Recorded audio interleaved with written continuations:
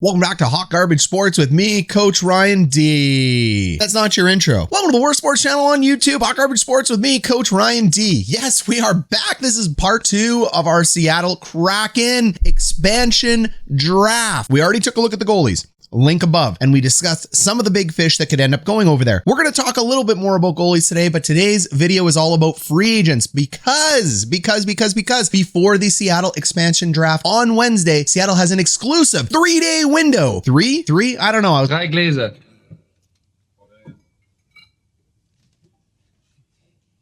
Seattle has a 3-day exclusive window to negotiate with all the NHL free agents that are available so they can do some crazy things. And if I'm a general manager,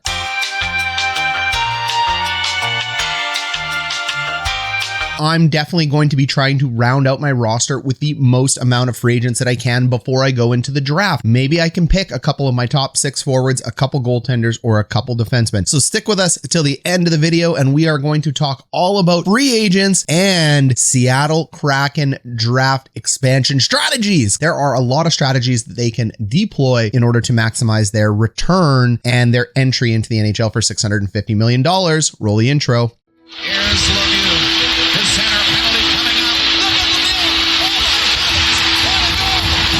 up. Okay, so before we talk about free agents, if you're new to this channel, like, subscribe, join us. Going all the way to 5,000. Strategies that can be included in the Seattle expansion. There's a couple here. Now, we saw Vegas deploy a few of them, and Seattle is looking primed to be able to deploy a couple of their own, maybe some new ones as well too. The first one is going to be the fact that they can actually hoard and keep defensemen and goalies and become the black market for trading of defensemen and goalies to teams that are starved from the back end out. We know that you need a goalie, or at least a hot goalie, to win a Stanley Cup. We know that you need really solid top 4 defensemen and even 6 defensemen in today's NHL in order to win a Stanley Cup. You need to be able to build that blueprint that the Tampa Bay Lightning had, the Washington Capitals had when they win, the St. Louis Blues, the Pittsburgh Penguins. These were all deep teams that built from the net out, or at the very least had a hot goalie at the time of winning. So why wouldn't you, if you were Seattle, take anywhere from 5 to 6 goaltenders if you can, maybe more depending on your cap space, and trade them? You can do the same with defensemen. You can take anywhere from 12 to 14 to 16 defensemen depending on free agency, because you have the 50-man roster limit. It's not just limited to what you can take in the expansion draft. Remember, the expansion draft rules for how many forwards, defensemen, and goalies they must take at a minimum and maximum only pertain to the expansion draft. Outside of that, they have the 50-player contracts like everybody else in the NHL. Everyone in the NHL can hold 50 contracts, so they can store a lot of defensemen and goalies to ship out to other teams that think they are this close from a Stanley Cup, willing to pay a king's ransom in order to not only protect their players, but to add players. We know that there are teams out there that are starved for defensemen.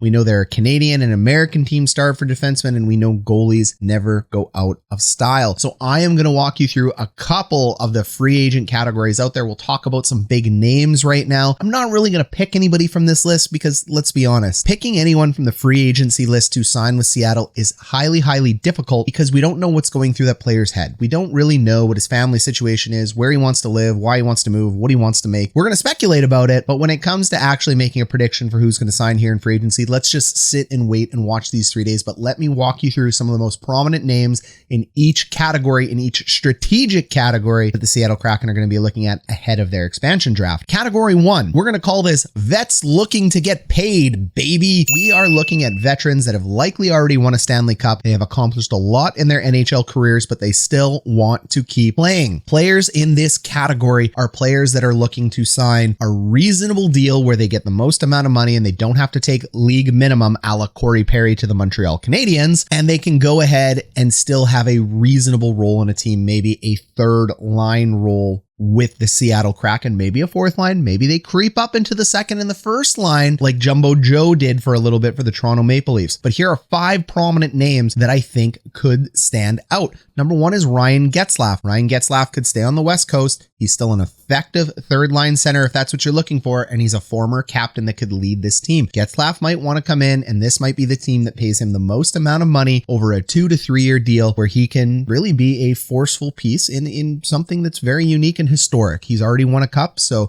this is not without possibility. David Krejci is another big fish coming from the Boston Bruins. Krejci is a second line center and can definitely play on the top 6 for the Seattle Kraken. Krejci has already won a Stanley Cup. He's been to 3 total, 1-1. His time with Boston may be coming to an end. He may not want to take the hometown discount to stay in Boston like everybody else has. That perfection line is only being paid $19 million for the best line in the NHL. How much is Krejci really going to command from the stingy Boston Bruins? Not sure. So David Krejci makes the list of somebody who will likely be talked to by Seattle. Thomas Tatar is another player. This is a scoring winger that can still be productive and slip into the top 6 for Seattle. Coming from Montreal, this player is absolutely a candidate to move over. Paul Stastny from the Winnipeg Jets. Oh, breaks my heart. I love Paul Stastny. He is a leader everywhere he's gone. He's one of the most liked players in the league. I don't know if Stastny wants to move for a third time now because he went from St. Louis to Winnipeg to Vegas, back to Winnipeg. I don't know if he's going to want to move again. He's a little bit older at 35. Maybe he just wants to establish and play with his friends in Winnipeg because there's a lot of Americans on Winnipeg, but he's definitely a candidate to move over. And then finally, Eric Staal. He's already won his Stanley Cup. He's done everything that there is to do. He was an integral part of the Montreal Canadiens' fourth line, but I think with Montreal exposing Carey Price that, well, frankly, Montreal's not going to be much of a contender next year. Oh, sorry, I built this channel on a lot of Habs fans, so not being rude to you, but Staal could be looking to move to a team where he can either win again or get paid and move into that third line center position as well. So there you have it. Category 1, veterans looking for the highest payday possible, as well as the ability to contribute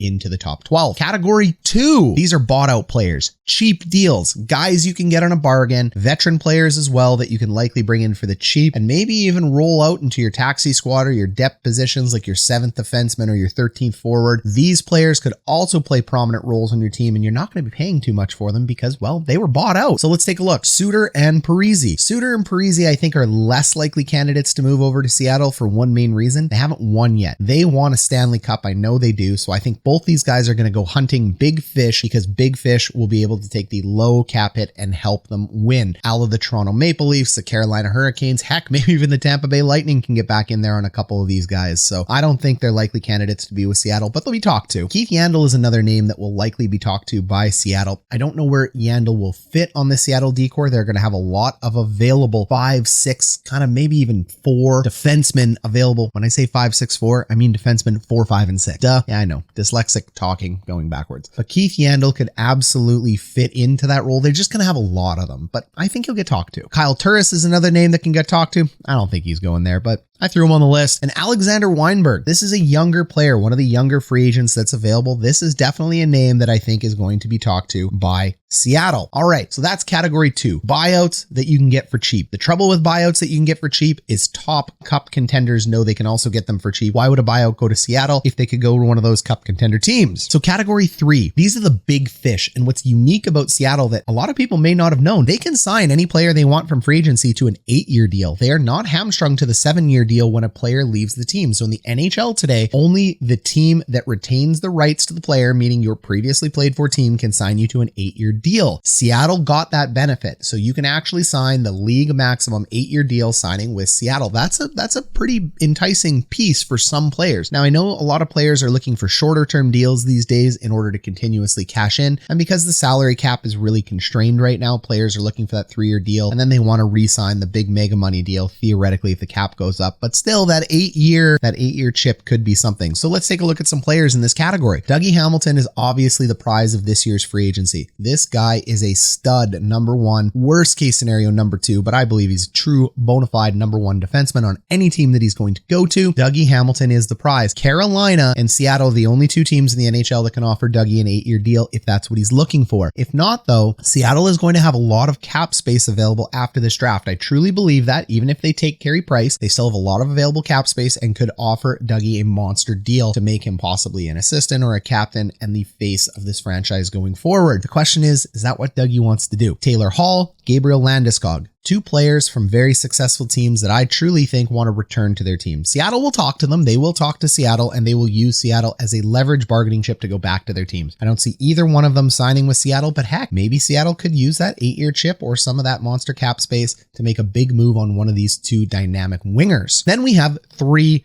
top 6 players, however, likely 3rd and 4th line players as well too. I mean, these guys can fit anywhere on your roster. Teams would salivate at the chance to have these three guys in, and they're likely not going to come with monster cap hits. They're going to come with reasonable cap hits, and that's Phillip Danault, Blake Coleman, playoff heroes, and Tyson Barrie from the Edmonton Oilers. These players will come at reasonable, less than $7 million contract. Phillip Danault is probably back to $5 million, maybe $6. I don't know. It's really hard to describe what you're going to pay a defensive forward first, but clearly he is a top 3 player and would be an amazing centerpiece for the Seattle Kraken to be able to secure. And Habs fans, if you're thinking Danault's not going anywhere, he was offered a monster contract in Montreal in January, turned it down. Combine that with the fact that his buddy and leader, Carey Price, is on the Seattle expansion list, and that it looks like Montreal may be heading towards a full rebuild. I really can't tell. There's just a lot of confusion in Montreal land. Phillip Danault could be looking to walk. The question is, will he walk to Seattle or someone else? Blake Coleman was an absolute gem for the Tampa Bay Lightning in the playoffs. Does he want to return to Seattle? That is a very, very enticing piece for Seattle. I would be looking at him hard. And then Tyson Barrie is a quality defenseman that can play offensively that you can sign for anywhere between $3 to $5 million a year to anchor your blue line. And you can either trade him because he's going to be a great cap hit, or you can keep him and play him.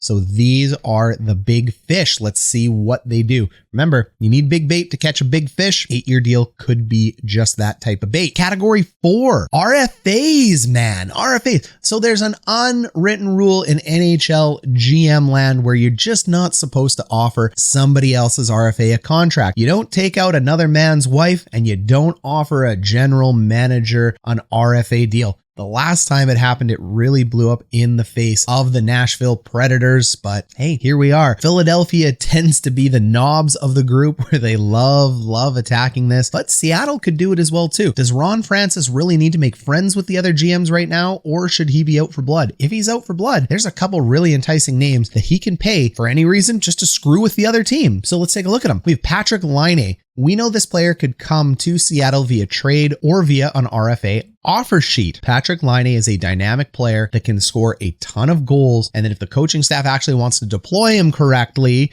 which didn't happen in Columbus and in Winnipeg, well, he ate a lot of crap here too. He could be a massive goal scorer and put butts in the stands for Seattle. So they could go ahead and offer him a big RFA. I think this is a reasonable target for Seattle. I don't think it's likely to happen, but out of all the RFAs, this is the big one to me. After that, you have Rasmus Dahlin. Dahlin is a premier defenseman. This guy is fantastic. Buffalo sucks. Sorry, Sabres fans, they stink. Can they go out and hamstring Buffalo to signing Dahlin to the major deal that he deserves, or can they steal him over to Seattle? I would absolutely be offer sheeting Dahlin. I would not care about making friends at this point. I just really like Rasmus Dahlin. He is he's the best skating defenseman in the NHL. Brady Tkachuk. I don't think this guy is going anywhere. He's the future captain of the Ottawa Senators. The Senators were on the rise at the end of the season, but they could talk to him. And then Jesperi Kotaniemi and Kailer Yamamoto. These two players are really nice depth pieces that could turn into first line players in the near future. Again, Montreal looks ripe to be pillaged at this point. Could they do it just to, mess with Montreal, or could they do it to actually bring over KK? Definitely a scoring player that they could find filling out their center or wing role if they wanted to move him to the wing. And Yamamoto is one of the most underrated players on the Oilers. I love Yamamoto. If you could get this guy on your roster, you want him on your roster. So these are some RFA crazy contracts that, maybe they could talk to. Who knows? All right, category 5, we talked about the defenseman and goalie black market. These guys are going to be the centerpiece that is trading goalies, trading defensemen to other teams, picking up first, second, third round picks all over the place, prospects all over the place. They are going to unload anywhere between 3 to 4 starting NHL defensemen and 2 NHL caliber starting goalies. That is my prediction for draft picks. So let's take a look at the list. You've got Grubaur, Rask, and Anderson. These 3 goalies are primed to sign as free agents with Seattle, and then Seattle can still go ahead and pick up Bishop, Carey Price, Drieger, Matt Murray, any list of players that are available in the goaltending market in order to trade these goalies to teams that need starters. So definitely, I think those 3 goalies will be talked to by Seattle. The question is, will they sign? And then on the defenseman side, you got got Ryan Murray, Jason Demers, and David Savard. These are really, really nice top 6 defensemen that you can sign, trade out, or use to build. There's going to be some defensemen definitely available in this draft, but I could definitely see them going after these 3 guys. Final category we have are the unlikely candidates. There's a whole bunch of names in this that aren't going to move for personal reasons or whatever it is, but here's 4 names that I can see right now that I think are locked in to not even bother talking to Seattle. Palmieri and Zajac lead that list. I think these guys, they've been in New York their entire lives, whether it's been with the Islanders or the Devils. These guys are going to stay in that metropolitan area, likely re-signing with the Islanders, in my opinion, due to that amazing playoff run. Then you have Alexander Ovechkin and Nick Foligno. I think Foligno's either going to go back to Columbus or find a cup contender, and Alexander Ovechkin isn't leaving Washington, in my opinion. So these are just unlikely candidates that will not talk to Seattle, but there's a ton. Head to capfriendly.com, take a look at some of the free agents, make your own list, make your own predictions, because it's going to change the expansion draft. Whoever they pick up in free agency will definitely alter who they pick up in the expansion. So that is a big, big deal. Also check out the Kraken Fancast. This is led by your host, Lute Shell. I've been in communication with him. He started a really neat YouTube channel and podcast. His link is down below in the description for Facebook. Go check him out. He puts out lists and daily, freaking hourly Seattle Kraken content. So if you're addicted to the Kraken, this is definitely a great place to go check out. Thank you for being with us. This has been Coach Ryan D, and we'll catch you with our expansion draft prediction video coming up.